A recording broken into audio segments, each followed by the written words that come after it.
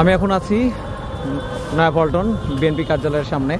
তো আজকে তাদের একটা সমাবেশ ছিল, আপনারা সবাই জানেন।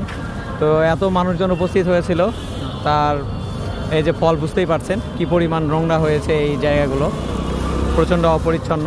তাই এই যে আমাদের স্টুডেন্ট ভাইরা কি সুন্দর করে রাষ্ট্র সংস্কারের কাজে নেমে পড়েছে। তো রাষ্ট্র সংস্কারের সাথে যা যা আছে সব কিছুই তারা সংস্কার করছে।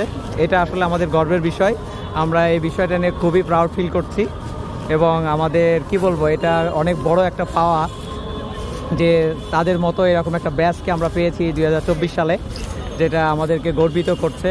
এবং আমরা চাই যে ভবিষ্যতে আমরা নিজেদেরকে এমনভাবে গড়ে তুলব যাতে করে এই স্টুডেন্ট বা পরিচ্ছন্নতা কর্মীদেরকে কখনো কোনো সমাবেশের পর যেন সেই জায়গা পরিষ্কার করতে না হয়। আমরা নিজেরাই পরিষ্কার করব, পরিচ্ছন্ন রাখবো, আমাদের শহর আমাদের মতো করে রাখবো। এটাই হচ্ছে আমাদের পরিকল্পনা হবে।